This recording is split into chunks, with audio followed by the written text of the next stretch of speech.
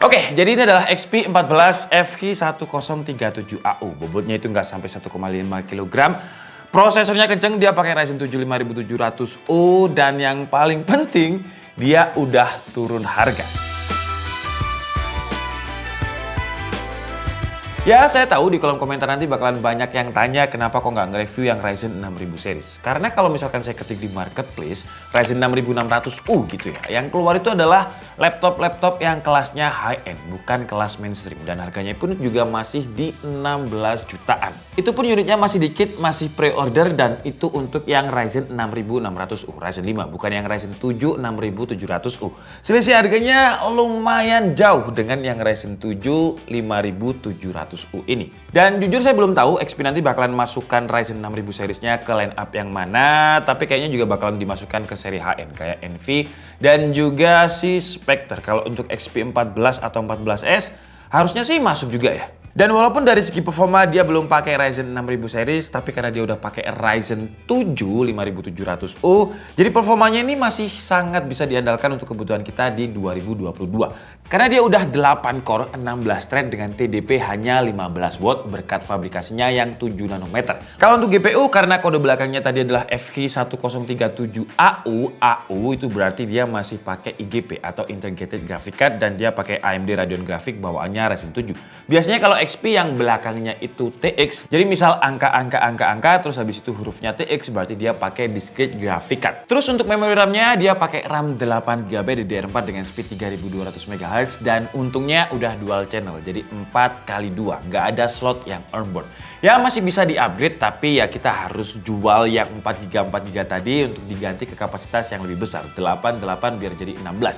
Tapi menurut saya untuk prosesor yang Ryzen 7 5700U karena masih U series, 8GB aja menurut saya masih cukup. Untuk SSD dia pakai kapasitas yang menurut saya standar kalau prosesornya Ryzen 7, jadi kapasitasnya itu 512GB yang speednya pun juga standar. Karena speednya nggak nyampe 2000 Mbps. Cuman untungnya kalau misalkan kalian pengen upgrade storage, dia masih ngasih kita slot SATA. Jadi kita masih bisa upgrade lagi pakai hard disk 2,5 inch atau pakai SSD SATA. Tadi di awal saya bilang kalau performanya ini masih cukup lah, walaupun dia bukan Ryzen 6000 series karena dia 8 core 16 thread. Masih cukup kalau untuk ringan ke medium. Di sini bench R15 di skenario rata kanan, laptop kondisi dicas, power window-nya best performance. Untuk single core-nya dia dapat skor itu 175 poin. Kalau untuk multicore-nya kita loop sebanyak 10 kali, running tertingginya ada di running pertama dengan skor 1370, running terendahnya ada di running ke-10 dengan skor 1146. Untuk suhu kerjanya di skenario ini masih cukup dingin dengan suhu average temperatur CPU-nya itu ada di kisaran 80 derajat Celcius, itu pun ketika full load. Di skenario kedua, laptopnya nggak dicas, modenya ada di balance, memang ada penurunan performa tapi nggak banyak. Dengan single core-nya itu dia dapat 133 poin, kalau untuk multicore-nya masih stabil di kisaran 1100-an poin. Di skenario kedua ini juga suhunya nggak sepanas yang pertama tadi, dia nyolong-nyolong aja di 70 derajat Celcius aja. Tapi yang unik ketika saya tes pakai TimeSpy stress test, dia itu nggak lolos dengan nilainya itu hanya sekitar 91%. Tapi ketika saya lihat di sensornya untuk temperatur ketika melakukan stress test itu sebenarnya masih di kisaran 70-80 derajat Celcius. Terus untuk hasil 3D Mark di Vice Tech-nya dia dapat skornya itu 2942. Untuk TimeSpy test dia dapat 1207. Lanjut ke tes editing, Adobe Premiere Pro dengan template yang memang biasanya kita pakai, kita ekspor ke 4K. Dia masih lumayan kenceng dengan mampu merender dengan durasi waktu 6 menit 2 detik. Pas render Adobe Premiere Pro ini suhunya juga masih lumayan adem ayem, dengan di menit-menit awal aja dia ada di 80 derajat Celcius. Sisanya malah turun, dan untuk GPU-nya dia ada di 70 derajat Celcius. Terus apakah laptop ini juga bisa digunakan untuk rendering 3D? Kita coba juga menggunakan Blender template BMW dan dia mampu merender dengan durasi waktu sekitar 5 menit 33 detik. Biasanya kalau render di Blender tuh suhunya bisa tinggi banget, tapi ini enggak juga loh. Dia nggak pernah nyentuh di 90 derajat Celcius untuk core temperature average-nya. Dan sebenarnya laptop ini bukan laptop gaming karena ini XP 14, dia bukan XP Victus, bukan Pavilion Gaming, bukan XP Omen, tapi karena udah 8 core 16 thread walaupun seri U, kita coba aja. Pertama kita coba di Dota 2 dengan resolusi Full HD, grafiknya ada di fastest.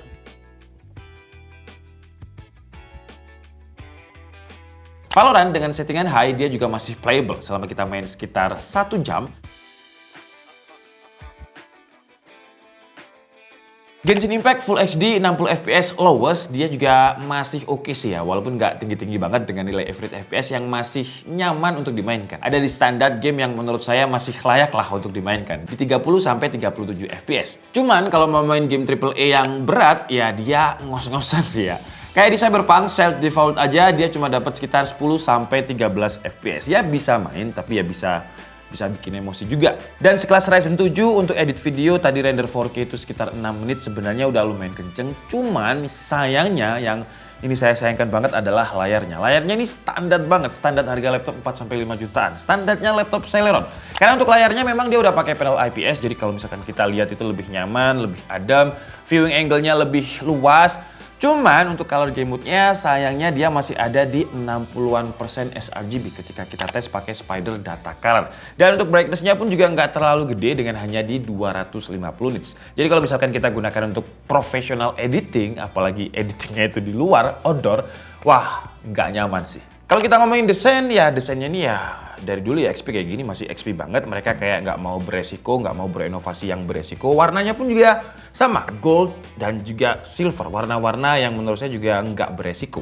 Untuk tombol power dia juga memisah dengan keyboard yang letaknya ada di kiri. Untungnya buat kompensasi layar tadi, keyboardnya udah enak, tactile, empuk. Dan sudah ada backlit-nya juga dengan 3 tingkat adjustment brightness. Jadi kayaknya memang laptop ini dibikin di ruangan yang minim cahaya atau low light ya. Jadi karena brightness-nya kecil tapi dikasih backlit, jadi ya gitulah buat yang suka laptopan di kondisi low light, ini nyaman. Untuk trackpad dia ukurannya agak persegi panjang, nggak ngotak kayak trackpad biasanya, tapi selama saya pakai ini sih nggak ada masalah, smooth, responsif. Paling tombolnya aja yang masih kerasa XP 14 banget, masih kerasa plastik, masih kerasa murah. Untuk speaker dia juga standarnya XP14 ya pokoknya suaranya ada. Terus untuk WiFi dia pakai WiFi 5 dengan Bluetooth versi 5 juga. Untuk port lengkap, di sebelah kanan ada input power, ada HDMI 1.4, USB Type E 2 buah, Type C yang speednya itu 5 GB per second. Terus di sebelah kiri ada slot full size SD card. Ini adalah slot kesukaan saya karena udah beliin di laptop. Jadi kalau misalkan saya mau mindah video dari kamera yang biasanya saya pakai ke laptop,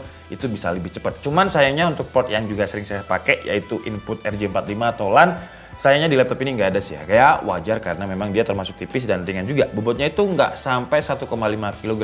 Cuman kalau untuk port sih ya masih bisa diakalin dengan kita beli dongle tambahan. Oke lah, jadi mungkin cukup segitu aja video review dari XP14 FH1037AU kali ini. Untuk harganya kalau di website resminya itu saya cek sekitar 11 juta sekian. Cuman kalau saya lihat di marketplace udah banyak yang jual harga 10 jutaan, bukan 10,99 ya. 10 juta 100, 10 juta 200 itu ada. Untuk link pembeliannya seperti biasa nanti kalian bisa langsung cek di kolom deskripsi. Seperti biasa juga harga itu sudah include dengan Windows 11 dan juga Office 2021 karena ini versi yang garansi resmi. XP itu banyak yang garansi distributor, jadi kalau mau beli pastikan baca deskripsi baik-baik. Dan untuk harga sekitar 10 juta udah termasuk turun harga sih ya. Tahun lalu untuk Ryzen 7 yang 5700U ya itu bisa tembus 12 sampai 14 juta. Tapi sekarang harga laptop itu udah mulai stabil dan untuk Ryzen 7 ini udah turun harga juga. Jadi harganya sekitar 10 juta. Kalau untuk kelebihannya ya jelas performa sih. Dia 8 core 16 thread, RAM-nya juga udah 8 GB dual channel, SSD-nya gede walaupun speed-nya nggak kenceng-kenceng amat, nggak sampai 2000 Mbps. Sistem pendinginnya juga oke, nggak pernah sentuh 90 derajat Celcius di tes kita tadi. Cuman entah untuk time spice stress test-nya tadi nggak lolos. Keyboardnya enak, ada backlit, dia juga masih upgradable, nggak ada yang disolder di motherboard. Kekurangannya menurut saya di layar sih ya, terutama kenapa harga 10 juta pakai Ryzen 7, layarnya itu masih pakai color game mode yang 60% sRGB dan juga brightness yang 250 nits. Ada brand yang 5 jutaan itu dia udah pakai 100 sRGB dengan panel IPS, brightness-nya 300 nits. Jadi menurut saya kalau misalkan layarnya ini dikasih yang lebih baik lagi tapi harganya tetap 10 juta, menurut saya bakal lebih worth it lagi sih ya. Oke lah, jadi mungkin cukup segitu aja video kita kali ini. Saya minta maaf kalau ada kesalahan dalam penyampaian informasi. Seperti biasa kalian bisa mengkoreksinya di kolom komentar. Saya Nick Budi and see you on the next video. Bye bye.